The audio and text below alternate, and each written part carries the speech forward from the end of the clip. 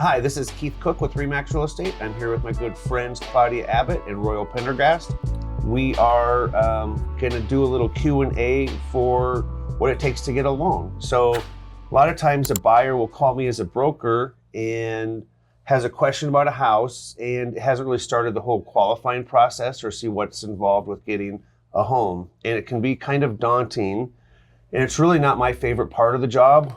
No offense, but I like going out and showing the houses and looking at that stuff where when they say, how much do I qualify for? And I've done it and I have a good idea of how it works, and I can, kind of pull credit and stuff too, but there's just a lot to it. So what does it take with the process of down payment and income and what you qualify for? So I don't like getting into that. I don't like to know why they didn't pay their JCPenney bill on time or what their whole program is. And a lot of borrowers don't want to talk about their personal financial with their realtor. So there is that bit of insulation when they can talk to a third party and we can guide them. So typically Keith will say you need to talk to a lender and ask questions.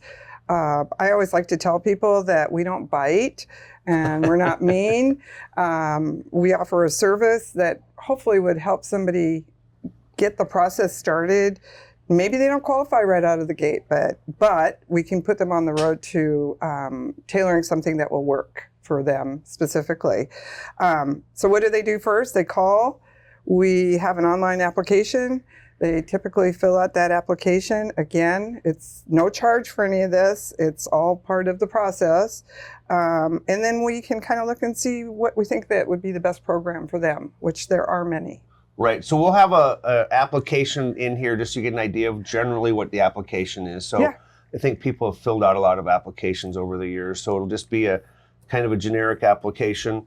One thing and maybe skipping around here, but the reason I like working with people that I can see is because you're here in Whatcom County and it makes it a lot easier. I know you can work in, at least knowing the person, I know personally you've done loans out of state and have done loans before for other people, but it's nice when the borrower can actually come in and meet with the lender toe to toe, because some of these online lenders, I just don't think they have the kind of the interest in working with someone, because you're just almost a number and they just don't really have the incentive, because at least the incentive for us is I wouldn't be sitting here or you wouldn't be sitting here if I don't think we had a mutual respect that we're going to do a good job. And so if I give someone or suggest they want to come talk to you, there's a little bit of, I wouldn't say liability, but there's like, all right, I don't want to let Keith or Dave down because I want to keep on getting people to call. And what I like about you guys is your honesty, because sometimes it takes a while for someone to qualify. So what I'll say is, like, at least start. The very first step is even, talk to us as brokers and then get our recommendations for lenders. But the first step truly is talking to the lender, unless you're paying cash, but this is assuming you're financing, to see where you fit in the process. And it might be something that maybe it may take a year. Right. It's like, I need to work on my credit, or I need to season my job, or I need to do some things like that. But it's kind of getting the wheels in motion. And to me, home ownership is so cool because it just opens up a lot more life and financial freedom later on. Right. And we're, used to working with first-time home buyers, which that is the most daunting part. Obviously, the jumbo buyer is going to be very well seasoned and knows the ropes and how that all works. But first-time home buyers are often kind of petrified to even have us talk to them. And I just always tell them, we like to treat people, we're going to see you, all three of us are going to see you in Hagen's or some other place in town. And we want you to think about us as like, truly caring about your future. So the process, all right, I got the application, fill it all out, or I call you, either way, but you've got the information on me. So what are you looking at? What's a good application or a bad application? Yeah, Ro, do you want to address that? Yeah, sure. Obviously, a good application is, somebody that has seasoning in their job. What seasoning? Like spice or what? Salt, pepper? Seasoning. So, obviously, if it's a W-2 employee, we want at least 6 months at that job, showing that they've been there. If we get into self-employed, that's a little bit trickier because we're going to need, 2 years of of tax returns just So to 6 months, verify. that's it now? So Yep, for it used W-2. to be more than that, so a little easier to qualify. Yeah, so. 6 months is, but you've got to be in the same line of work. Same line Okay. of work. Right? Yep. So if you say you just changed a job, for example, that, Right. that people often think that because they've changed a job, they can't get a loan. Yeah. That is not true. Again, another reason to call because that isn't always the case. So. Well, just knowing and to clarify that a little bit, because each person's a little bit different, and I think each loan officer is going to actually package you up for your highlights to Correct. get the powers that be to sign off on the loan and say these guys are good, because Yeah. that's what you guys That's a kind really of are good as like point. producers, is to say how do we make this loan look as attractive as possible. And that's a point, good point, Keith, because I think that another misnomer is that people think that we work for the bank and therefore, it's all about the bank. The point is we're trying to help you package a loan that's will work and be sellable on the secondary market. So we're really kind of your advocates Mhm. to, No, to 100%. put it together. We're not judging at all. It's all just numbers and boxes and guidelines. Yep. Painting a picture Right. and figuring out what it takes. So how do I know how much I qualify for? So what's the magic wand there? Well, the biggest thing in that is just your income. You're going to be able to go up to about 45 to 50% debt to income ratios. With different programs, that stuff adjusts, but that's Is that gonna be total your- debt? So let's just say 45. So if I have a Yep. car payment, that's still in there too. So is that divided out anyway, or Yep. say I have a 40% car payment, do I get a 5% house? Right. So just for ease, like if you have a $5,000 a month income, right, you couldn't go over $2,500 a month for your total payments. Okay. Meaning your house, taxes, insurance, car, credit cards, etc. And that would be the maximum. They're typically like to see around 45. Yeah. So you'll always, with the same income, you'll always be able to have the same amount of money going for a house payment, but the thing that may vary is just depending on what interest rate it is. So the interest rate, if it goes up or down, would affect how much mortgage you could have, Yep. or your down payment. So obviously, Yep. if you're putting 50% down versus 5% down, there's a Correct. big difference for where you're at. Correct. There too. And that's why you need somebody to just put all the numbers together, because some people have no money, some people have a little money, some people have a lot of money, some people have co-signers that will co-sign with them. I mean, there's so many variables Yep. that can make or break getting a loan that, and programs. And we haven't even launched into that yet, Keith. Yeah. There's a million programs. A couple other variables like property taxes, insurance. I mean, those things go into play too. HOA dues. A lot of people don't think about those, and those can really affect your debt to income ratios if you're not, looking out for that. Right. It does seem daunting to say that, but it is a process, and it's just like the best way to eat an elephant is one bite at a time, I guess. Right. So again, starting off with giving these guys a call and just seeing how do you start the process. It's not as bad as it seems, because and no one really likes too much paperwork. But guess what? These guys are kind of hired to fill the paperwork out for you. That's so correct. They're the ones that package you and make you look as good as possible. And sometimes there's like letters to I have to write a letter. Why did I miss the JCPenney Right. bill? And you guys Right. kind of know how to Right. help guide and say what you think the underwriters are looking for in these types of letters. Well, just as long as you've been in real estate, you know all the ins and outs, correct? And after doing something for as many years as we have, you start to realize, or you can recognize a problem before it becomes a problem. That's huge. That's very huge. So, and kind of putting these in together, sections right here, but so what type of typical closing costs are there? And I guess that may be associated with what type of loan it is. So I don't know if it kind of goes hand in hand, but there's a buyer. So, I guess different types of programs or down payments associated with that. So if I'm going to call, and there's different, so what all types of loans do you guys offer, and what's special about that? Okay.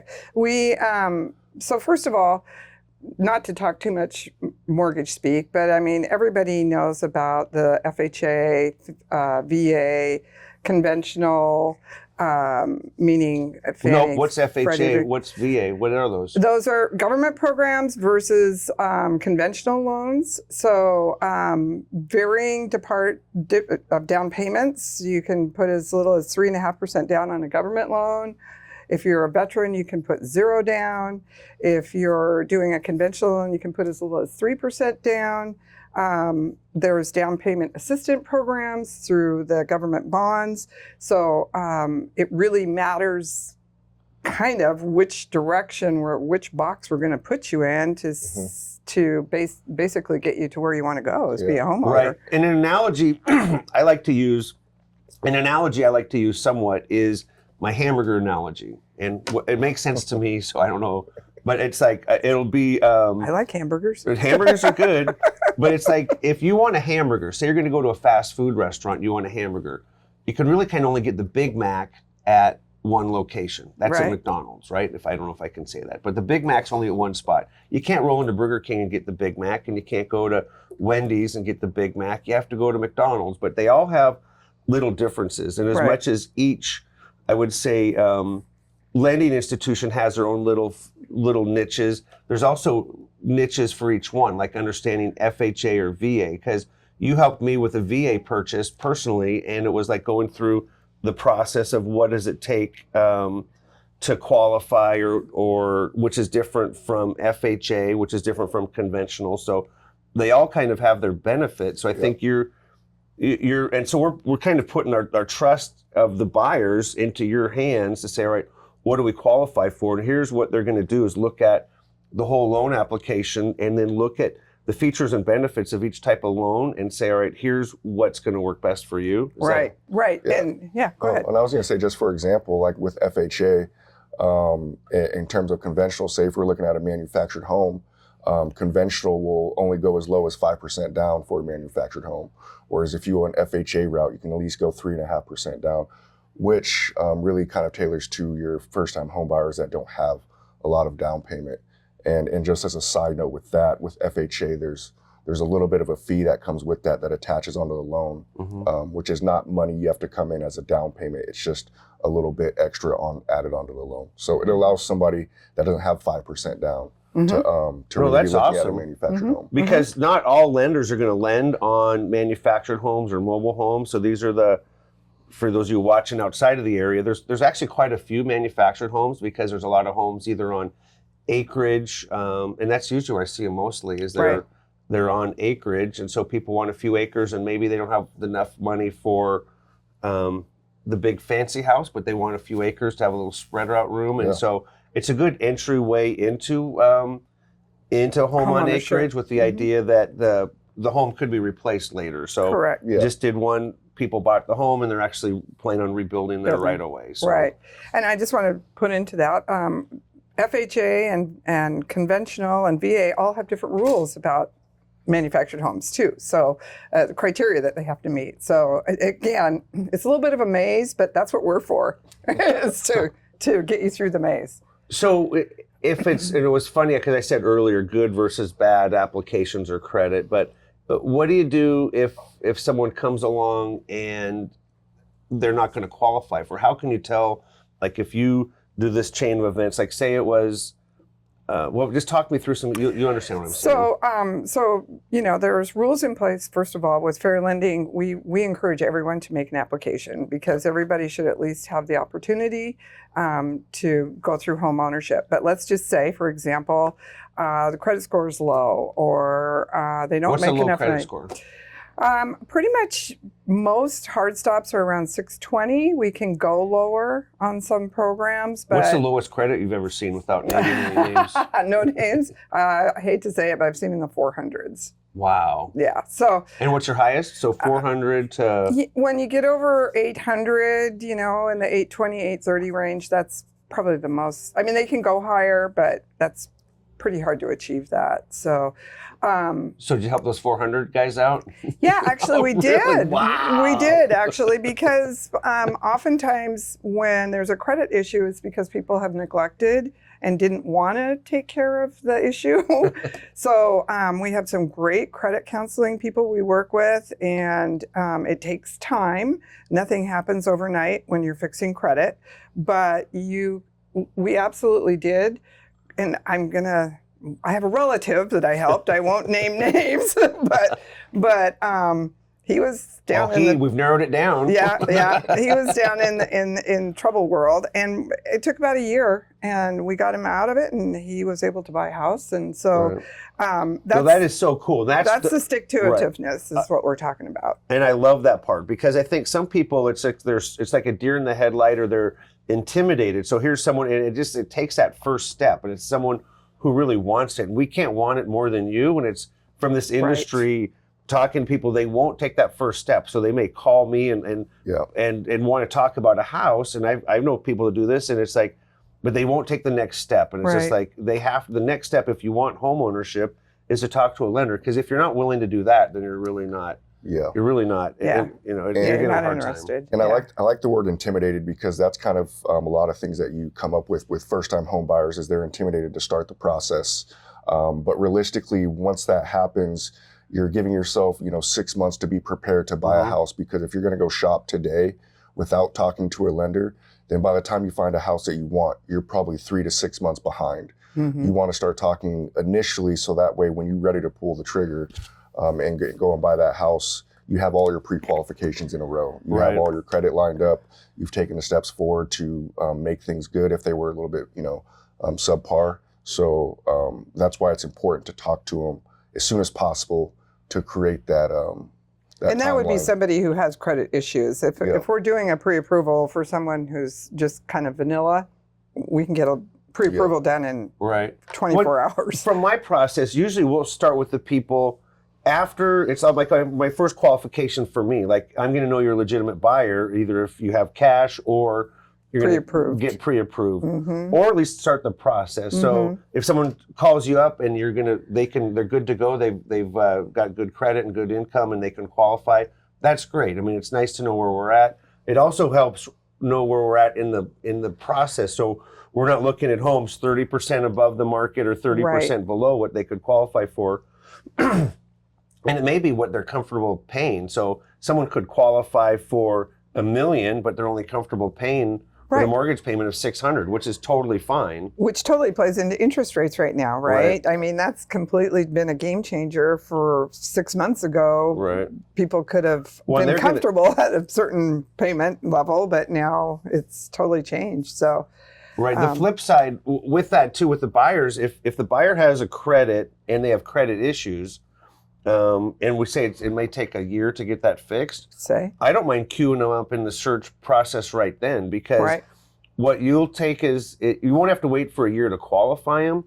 Isn't it, if someone has poor credit, you're going to say, well, based on this path, and based on if we think your credit's going to improve with whatever the interest rate is at the time, here's where we think you will qualify for if you do this. So it's kind of like, not the answer is no, you can't get a loan. Usually, to me, it's everyone qualifies for the loan. Everyone out there would qualify for a loan, and it's just a matter of what the conditions are. So maybe you need to get a job. Maybe you need to pay some bad debt off or something. But I think after talking with you and the counselors or something, there will be a path to home ownership of here's what we need to do. And part of that would be like, here's where the home fits in. So it's kind of fun. I think people like to look at homes. It's actually cheaper than garage sales, because garage sale, I always get a couple items here and there, and you need storage. But you go to a open house, you can't buy every open house. No, you can't at all. But yeah, definitely. And I get people who will call me, they're out looking, and I will tell them, and maybe not, I don't know, Keith, is it really as big of a deal now to be pre-approved as ever? Because for a while, when houses were flying off the market, I mean, sellers wouldn't even look at an offer unless they had the pre-approval letter from the bank. Is that still true? I think it's always been important, because I think it shows a buyer's ability to perform, or to me, it's always been important. Yeah, like they've done their homework. Because and it's something, as a broker, you want to, it makes sense. So if you're looking at homes, so what the pre-approval letter is, or pre-qual letter, I guess we'll go back step on that. But if you don't have one of those, it's basically, when we're presenting your offer, it's a letter of commitment that you've at least put some interest into trying to get the loan, and where are you at in the process. And I've seen it before where, someone submits an offer, say if there's 3 offers, and only one of them has this letter from, say, you guys, that's going to be the shiniest object in my mind because we know that they've gone through the process versus finding one of these other slugs that you were talking about that's going to take a year. Just teasing, it'll take a year, but we know these guys are queued up, ready to go. Right. And the other people may want to, but we've gone through the process. Sorry, am I interrupting? No, but so the difference in what types of letters do you provide? So good. I could hardly wait. I was like on the edge of my seat. So pre-qual versus pre-approval. There is a huge difference. So pre-qualification, Keith calls me up. We go over his numbers on the phone. He just tells me generally what's going on. And I go, okay, yeah, that sounds good, Keith. Well, you're pre-qualified. I didn't verify anything. I didn't do anything. I just talked to you. Pre-approval, completely different, which is one of the only things that we will ever offer is a pre-approval. And that means you've gone through the application process, we've pulled your credit, we've reviewed your assets, and we know you're good to go. That to me is gold.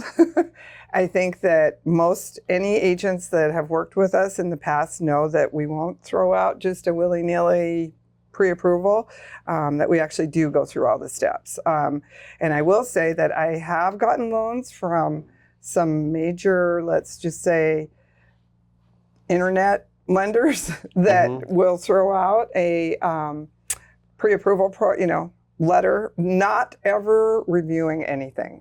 So unfortunately, that is disaster waiting to happen. And I'm not alone on this. I think most brokers will look at a variety of things. So let's just say if you're lucky enough to have an offer on your property or two and you're comparing things. So things that a lot of times go over an offer is, looking at the price, the earnest money, the, inspections, contingencies. Right.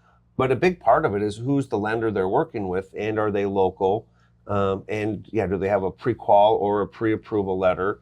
But there's a big difference to me having someone that I know I can march into their office and they'll give me the straight up on if there's a problem that came up versus someone who is online. And it seems like those are more loans by committee. So there's take the application expert. Then there's we'll help you fill out the first paragraph and then the second versus having, a couple people that you can stop by and see and know the whole process. At least there's a point of contact because some of these online ones, it seems to get kicked down the can and I don't know, do they get all kinds of vacation time? Because it's really hard to get them even. So it's like... That's the number one complaint I hear is that phone calls never get answered. Right. Not a bad job maybe if they don't, maybe they don't work, I don't know, but not really great in the wine bar. Yeah, getting a loan. Anyway, I don't want to bash anybody because that's not how I operate, but trust me, I've done enough loans that were from internet loans that blew up at the last minute. So being local is huge. And I love the fact that somebody can come and see me. That puts a lot of pressure on us, right? Yeah. I mean, they can come in anytime and say, what the heck's going on? Versus online, you don't get that. So when people are going to borrow money, either they're going to own a home and refinance it somehow, or they're looking to purchase. Right. And what I've seen mostly is people that will get like a first mortgage. Sometimes it includes a second mortgage. And sometimes it's an FHA loan or a VA loan or a conventional loan. And that would be usually for a purchase. And then, which we'll get into those first and then like how to tap into your equity after you have it. Sure. But in general, starting what's a conventional type loan? Okay. Conventional loan is what we would call a vanilla loan. Basically, we make the loan. There's a deed of trust recorded against the property. That is called a first mortgage, first lien position mortgage.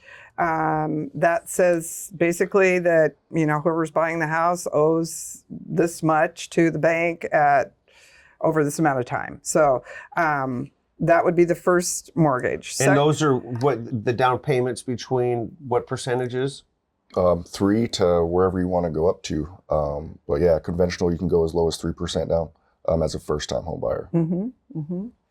And up to, obviously, if you put 20% or more down, you're not going to have mortgage insurance. So that's a whole nother issue we can talk about.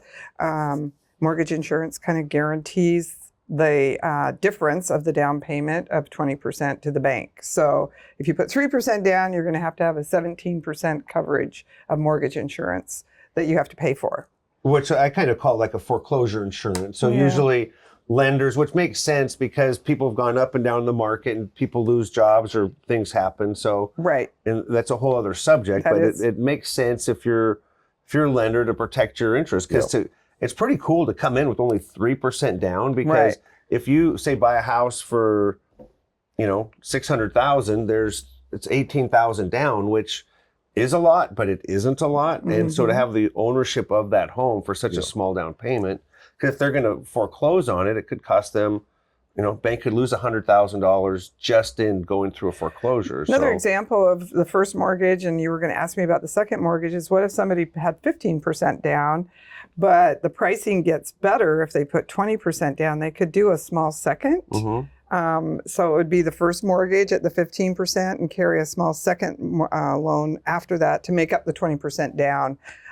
So anyway, there are those type of programs. And then by doing that, that's something that you would know by just getting that extra little second for 5%. Now you've avoided the mortgage insurance. Correct. And rates get better too when you put more down. Right. And you could pay that off. So if you had two loans, you might probably a little higher interest rate, so you might put more attention to paying that one off versus the other one off as it goes. Exactly. So I always think conventional is the most standard from my end, just like with the appraisals and where we do with that, because the appraisals are a little bit different on each loan too. But I think the easiest one is as if you're representing a seller, saying, all right, we have some offers to look at.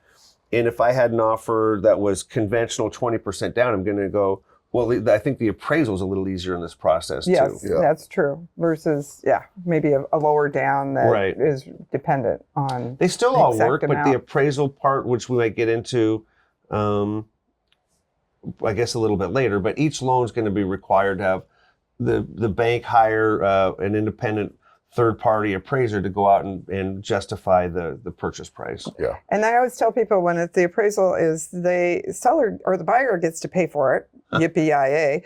But basically, the appraiser is just validating to the bank that the value is there to make a loan based on however we set it up. So they're not usually there to really determine. They determine the value, but it isn't like if they got a super good deal, it might not reflect that. Does that make sense? Totally. And I see it where they're not going out to look at the condition. There's some things they need to look at, like, does it have a front door? Or is it falling off? Ceiling leaking? So they look at some condition things, but I agree with justifying it. And when the appraiser goes out there, they have a copy of the purchase and sale agreement. That's usually correct. They know, and if there's going to be costs involved or not. So they know the mark they're meeting, and if it's close, then usually they work out. And in my mind, if it doesn't work out, the appraiser's kind of creating more work for them. So it's not going to appraise at 99%. It'll usually come in because the amount of extra work involved for the appraiser for that 1%, they're like, that number. How do we justify it? So I will say that they are the eyes for the bank, however, so they do look for. I mean, they don't call under the house or go, whatever, but they do want to do an overall that the house is in good condition and is livable. So yeah, and that's appraisal is a whole nother world that we could discuss maybe at a separate time. If everything's legit and on the up and up and everything seems dialed in, then usually I don't find that you're going to run into a problem with an appraisal. No, but there are conditions. So if there's something a big matter that needs to happen, then we just have to address it. So if the house needs a new roof, then part of the agreement is that we negotiate to put a new roof on.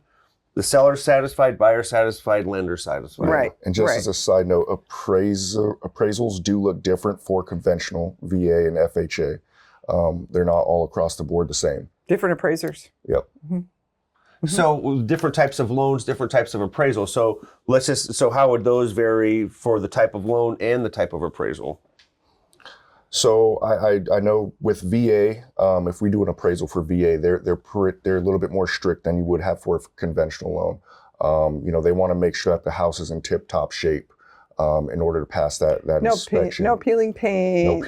Yeah, your hot water tanks are strapped down, and they kind of do the extra step. Yeah. It's not that much more. I mean, it's a Not little that bit much more because I've had a VA, actually assumed FHA. I mean, I've done like all different types, even personally, and obviously being a broker, but it seems like, oh, it's a VA appraisal, and they're not that bad. They're not. I mean, so They're not that what bad. they're looking at, it's like that little fussy fine tuning stuff. But to add, let's just say, and I see them on a lot of them ad for the hot water straps. But basically, if you have a hot water tank, it's just making sure in an earthquake it doesn't tip over. Yeah.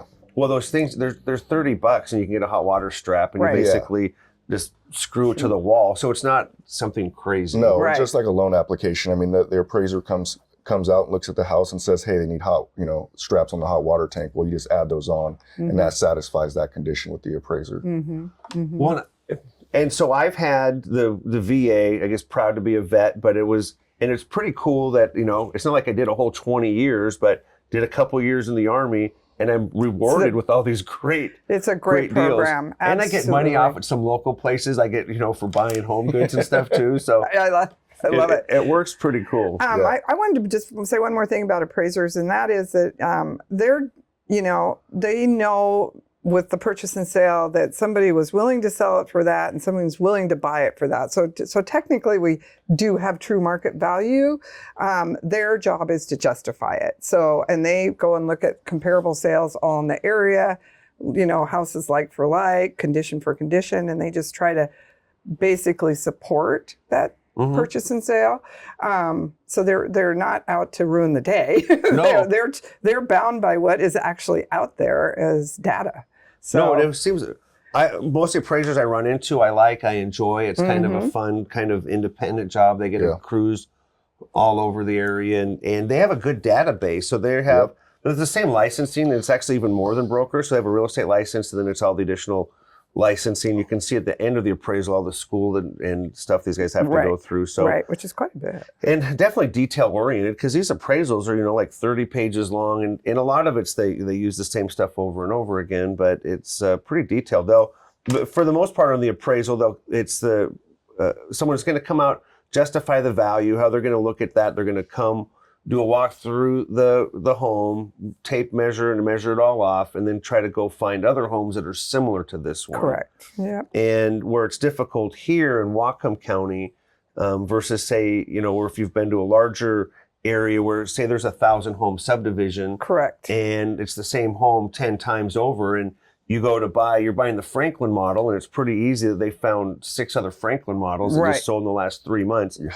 Boom, super easy to know, same amenities. Correct. Whatcom County seems to be a lot more custom homes, at least out in the county and stuff, and limited specs as far as it's not the same floor plan. So it's a little bit different. Right, and if you have those housing developments, there was a time where we were getting a lot of automated values. We wouldn't even have an appraisal because there's so much data out there. Right. So that those still happen too, but a little harder in the uniqueness of Whatcom County. Right. No, for sure. Yeah, definitely. Well, then how do you guys determine that? So what type of loan may not or require a different type of an appraisal? Typically, we would get away with a property inspection waiver is what it's kind of called, is if there's a pretty big, large down payment and there's plenty of comparable sales to look at it, then the what's called the AAUS, which is an underwriting system, determines that. We don't. Okay. It's all automated. Like mystery, like you'll put all the stuff in, hey, we got one of these. The ball, no appraisal. Nice. Yeah, exactly. Yeah. So we went over conventional and VA, and I guess the other two I'm thinking is FHA and also state bond or some government other types of, not maybe on a national level, but on a state level. But so what are those all about? Well, I'll pass this over to Claudia since she has so much knowledge in the FHA department. FHA is a federal housing authority that's been government, it basically was sort of set up to help people with challenged maybe credit and maybe down payment and whatever. So their guidelines are a little bit looser than conventional on some aspects of the loan. You still have to qualify and have the ability to repay. What was the other one you told me? On state bond, but state bond, so yeah. let's just say Same FHA. thing. So if someone's going to go 20% at least minimum down, I can see where they would actually do VA because there's other advantages for a VA loan. And I know I've done that with more down and got a VA loan. But there's also on FHA, is there a chance that someone's going to put 25% down and go FHA, or is it mostly for the people with less than 20% down? Yeah, it's mostly for people with less than 20% down. And just to kind of go back into credit score, with FHA, most programs will allow you to go to 580. But then again, that's going to reflect kind of your interest rate. You're not going to get top tier interest rates with a 580 credit score. So it's really for people that have, a little bit lower credit. With FHA, you're going to carry mortgage insurance regardless. Mm-hmm. So putting that 20% down isn't going to necessarily get you out of mortgage insurance. So if you have that kind of a down payment, it's probably more likely you're going to go conventional. Obviously, if you were a vet, then I would say, go with the VA loan. But that's kind of what you're looking at with some of the FHA guidelines. Mm-hmm. Mm-hmm. Yeah, they're a little bit more loose on their restrictive. So to that question, yeah, if 25% down, FHA is probably not going to be the program that they're going to be typically looking at. Mm-mm. No, they all work at the end of the day. And now the state bond. So the state bond, that's something, it depends on when they're available or not. Sometimes there's available, but what types of loans are those associated with? So money's appropriated through the state to fund this program. So sometimes at the end of the year, they run out of those funds.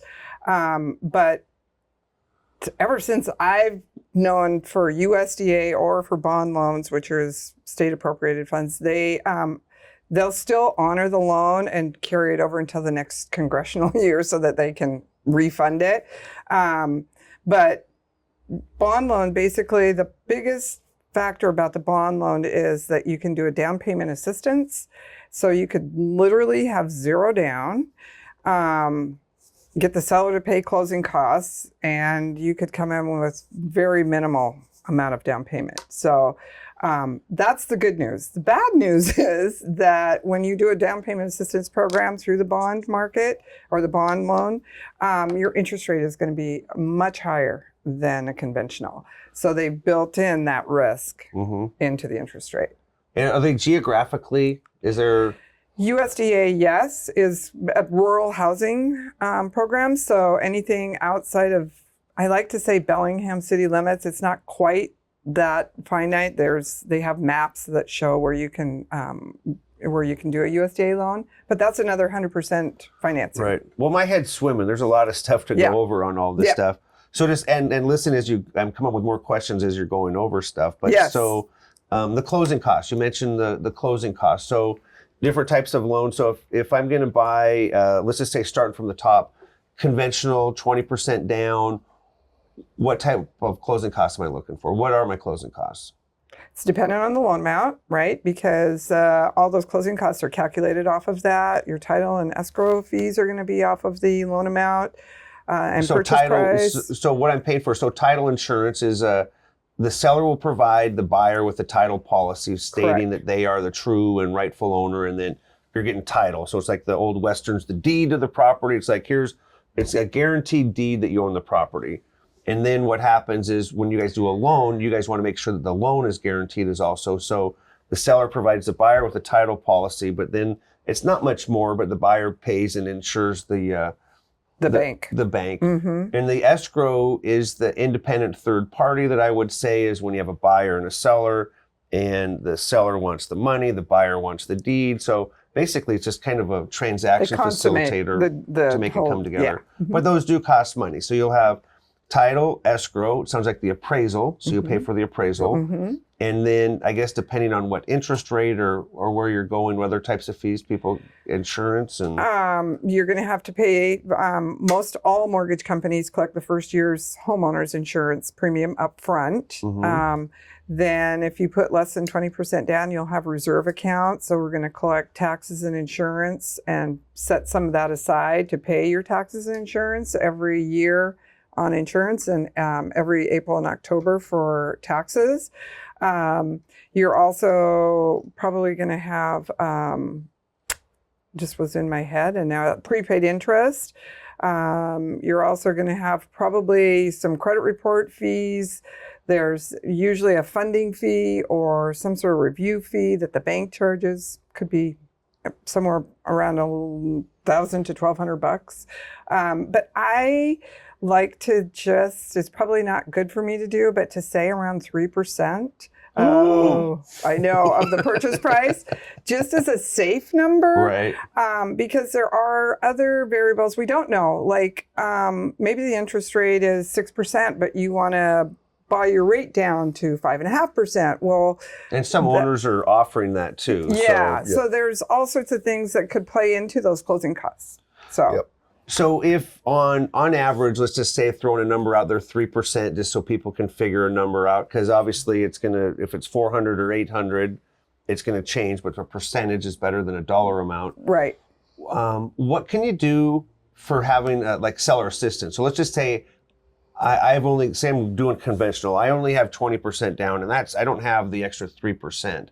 What's the strategy, or what could I possibly do to try to help work with these closing costs? One thing, we work with our realtors and talk about the fact that maybe the seller could help contribute, pay for some of those closing costs. So the bank will allow a seller to pay legitimate closing costs, the ones that we just talked about, from the seller. So maybe they can contribute 2.5% or 3% towards the transaction, Right. which means they would get that much less at closing. But rather than to take a price reduction, because it helps facilitate the sale. Yes. So, and it can be the same way. So it can either be added to the price depending on where it's at, or it can be it's negotiable. So just from base ground zero, let's just say it was 100,000 and you're asking for 2,500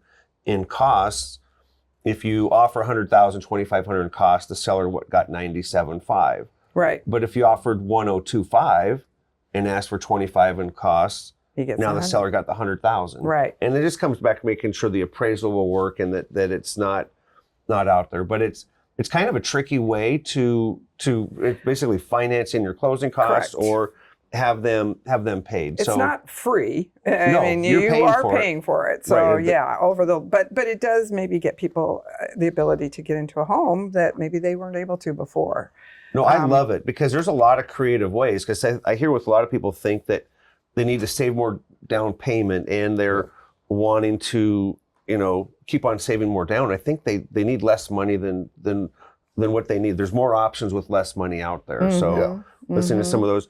So if someone, and you guys help, so someone owns a home and say the rates go down, and then what do you do? Is there something where someone has a house, has some equity, or do you guys help them tie into any of that at all? Or Yeah, with either a refinance to pull out equity. We can do a cash out refinance and they can get some equity. You're talking about maybe they want to buy another home? Well, it's just interesting because the interest rates have gone all over the board. But so I'm saying people right now, if you're going to buy a house, buy the house that you want right now and interest rate may adjust later. So if it's like, say, a year or two from down the road, and we've seen that a lot where the rates were going down year after year. I mean, you were probably refinancing the same people every 2 or 3 years because it was going down. Now we're in a bit of a flux, but there's just options people have. That's what I love about the home ownership is that you put your down payment in, you own the house. Now you have some flexibility because as the property values go up, there's some of your equity in there. And so you can either tie into your equity and try to do a cash back refinance. So it's like, all right, here, we're going to redo the whole loan and here's 50 grand, Royal, go knock yourself out. You're like, I want 50 grand. So, and depending on what interest rates are, I mean, sometimes getting out that 50 grand as a cash out, you still might be lowering your monthly payment. Right. So, can I give you 50,000 to lower your payment? You're like, I think that sounds good. Yeah, you can come to me. I can definitely help you out when interest rates get to that point. Right. No, it's happened for sure. So I think what we're finding or running into quite a bit is people who own homes that do have equity but are looking to buy either a rental or a second home or maybe step up. They had the starter home and now they're wanting to move into something else. And something that's really become popular is the bridge loan which we have at Evergreen, and we also have what's called the Step Up program, and there's Security Plus. There's a bunch of different names that are out there of some really cool products that maybe What's would the Step get Up them. loan? I'm not sure what that one. The Step Up one is, where'd it go? I had it here. Oh, so for very well qualified buyers, let's say, Keith, you own your home, you got a ton of equity, and you want to go up and buy something that's fancier. A step up, right?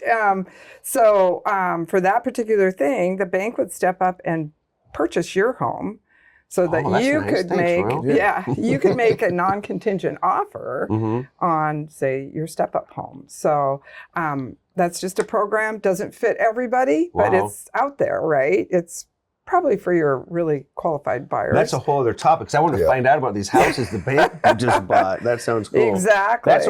And that's the cool part with some of these. It's just starting the process, because the lenders are creative with all of these things you have. It kind of sounds like you guys got the Big Mac and the Royale with cheese.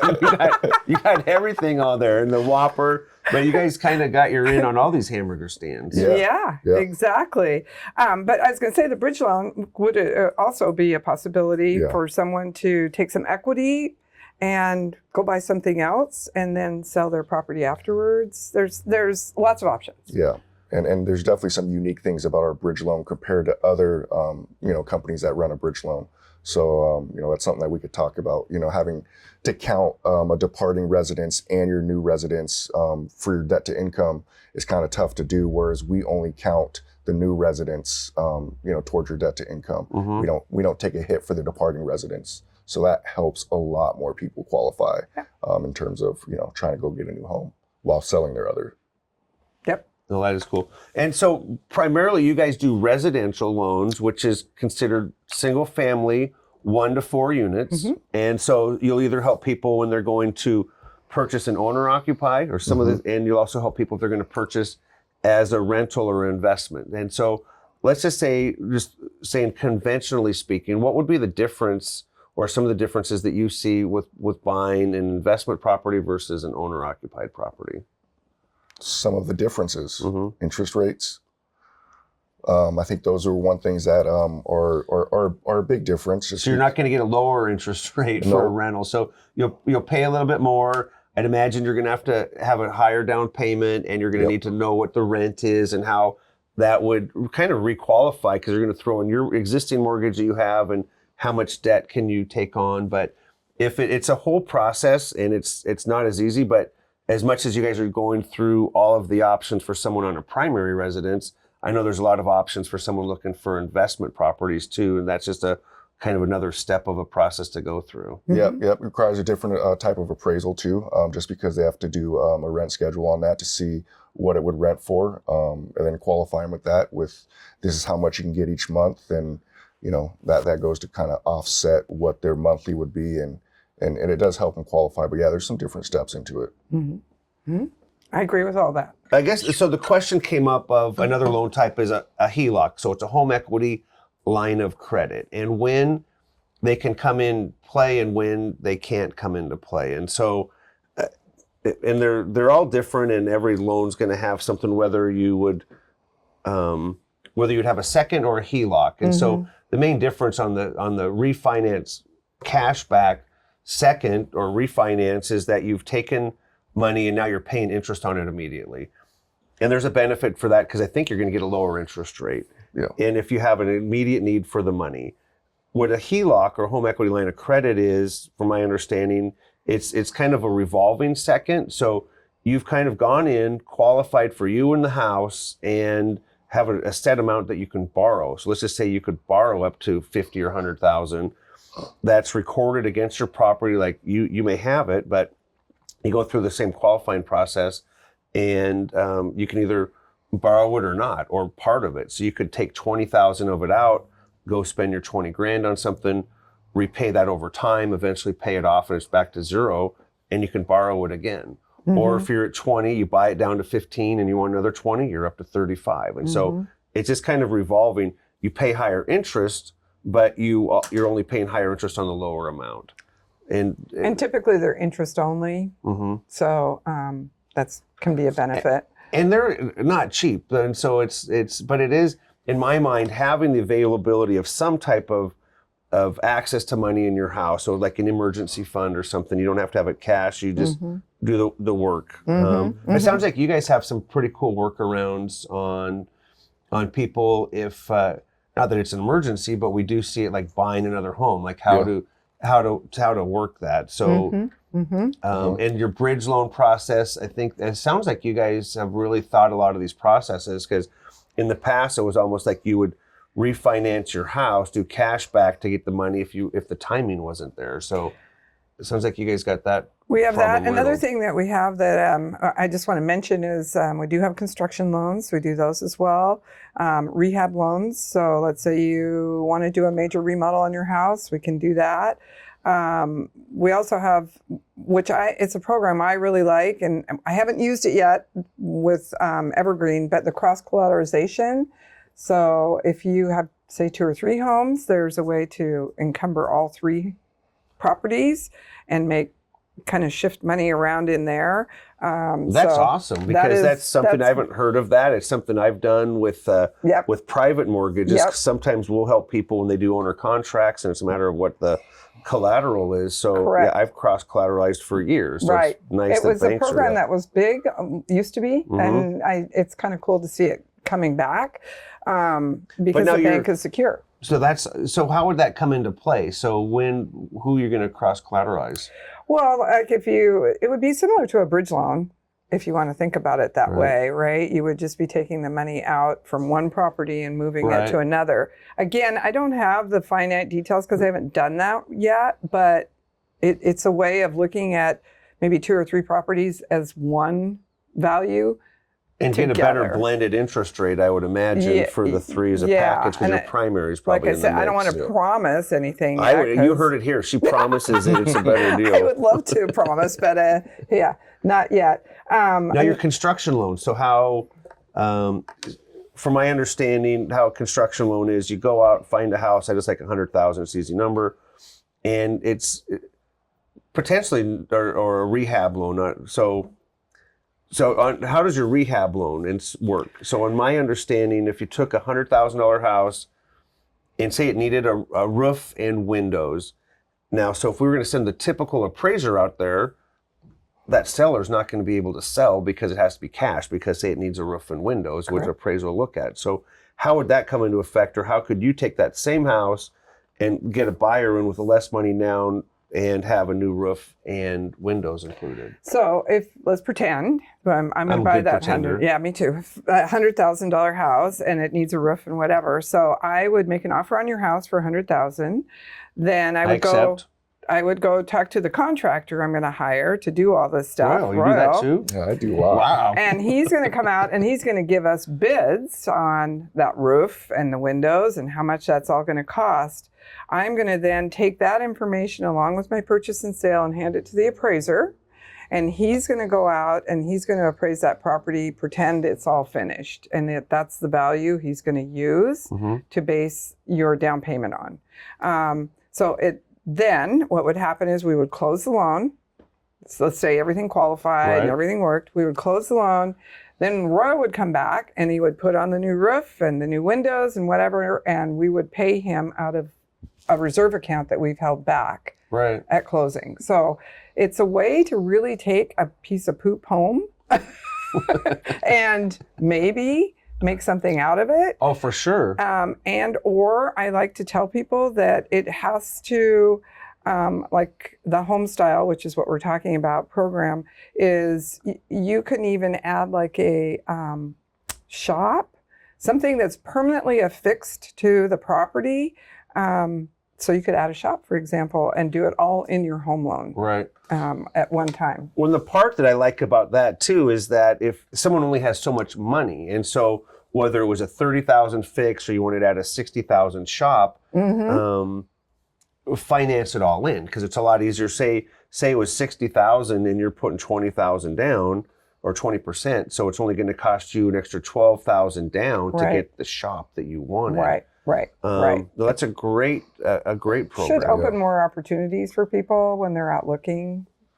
to maybe see it in a different way. Yeah. To either add or to fix, because you're going to take something that's not Yeah. not qualified for sure. Right. And I mean, you've seen some of the homes that get, unfortunately, were not maintained the whole time that somebody was living there, and it's deferred maintenance, or maybe the walls are shot, or maybe there's a ton of different options, but it's just getting all that done up front with the purchase and sale of getting the bids and all that stuff. So we can certainly get into that if somebody's interested. Well, let's just say if I was to list this property and it needs a roof and windows, is there any way to tackle that ahead of time? Yeah, for sure. So how would we do that? So can I get the table set to have the what would your suggestion be? Well, so just off the top of my head, I'm not sure that I'm going to trust Royal, the contractor that you found all the bids for. Very trustworthy.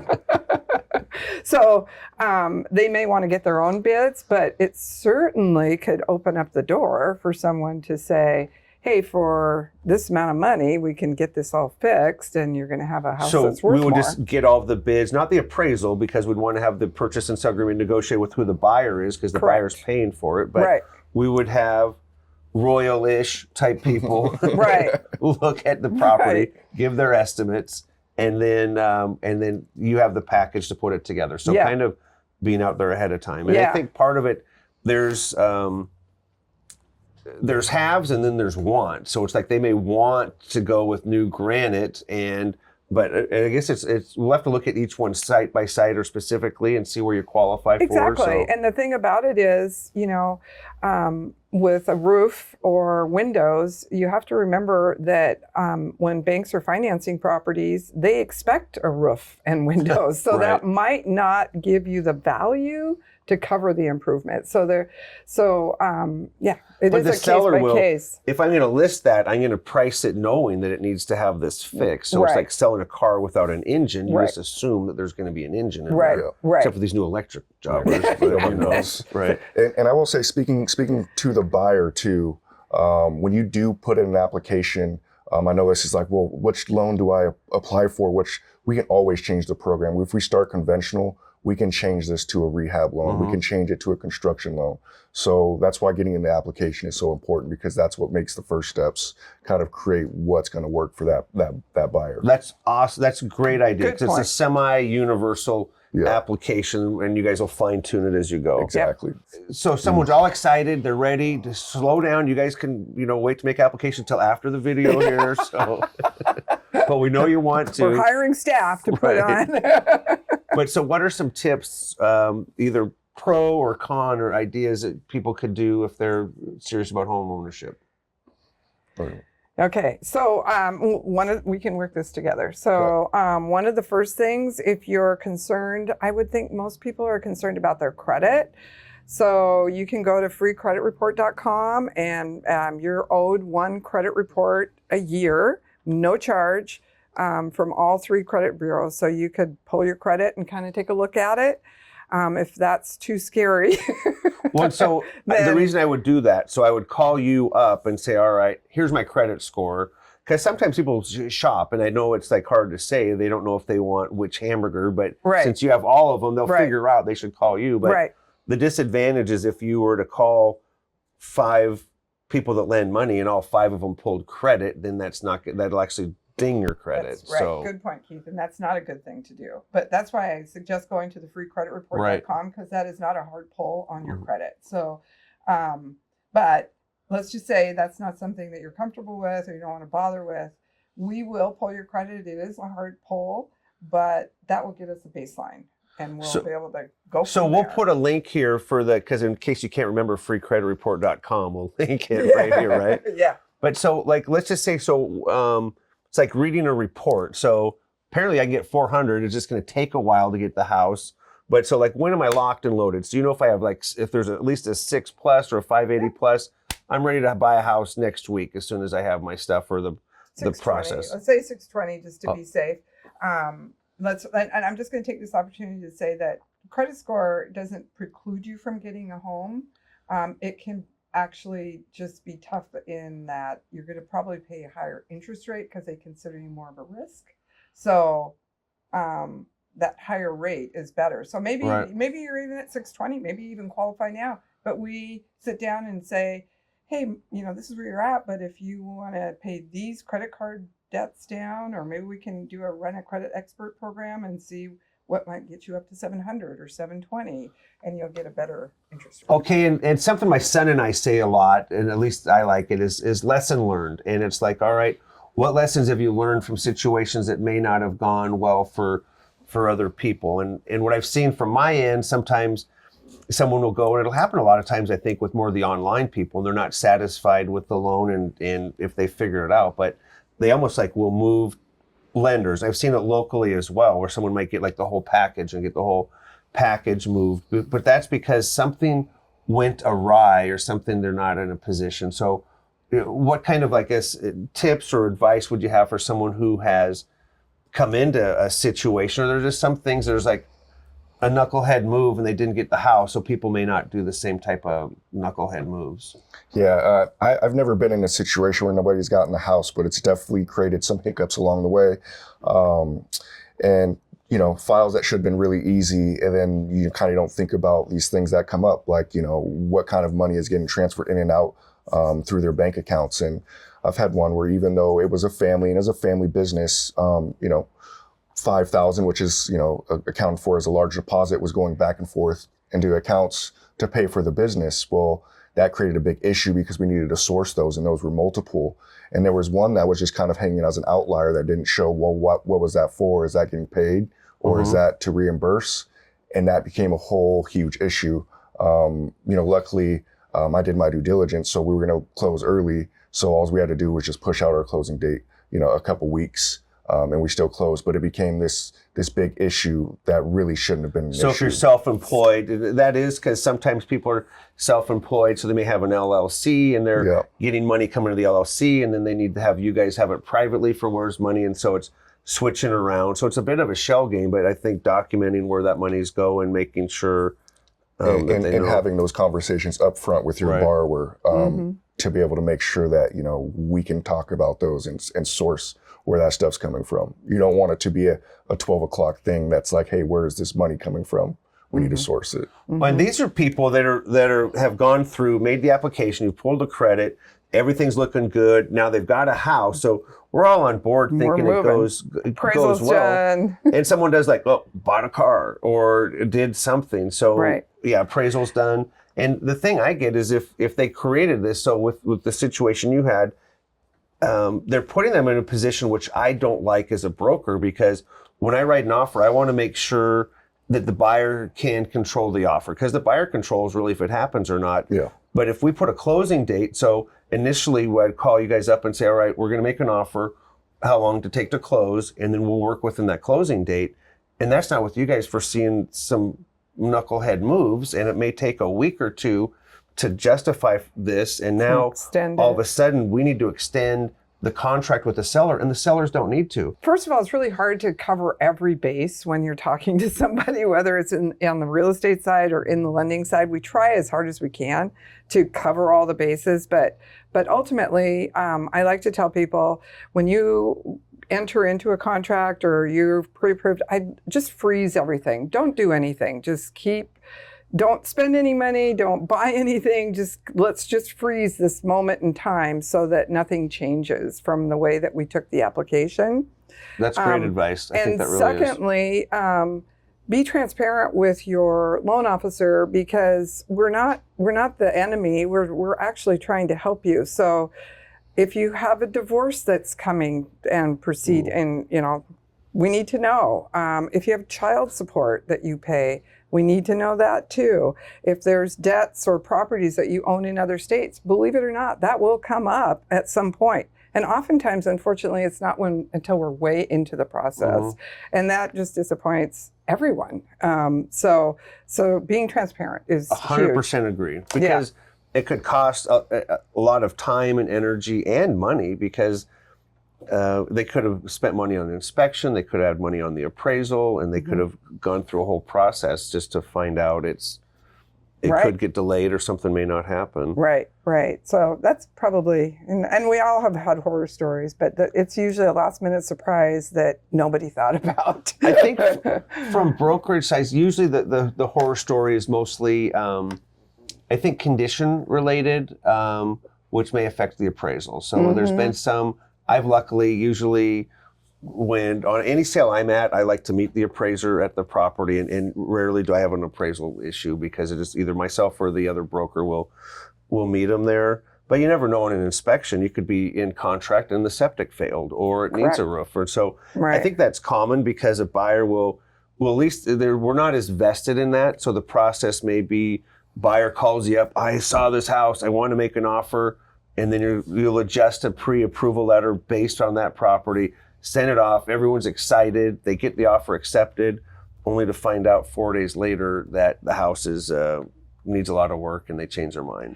And I want to say, Keith, that I think that, again, both of us, three of us being here local, is that we,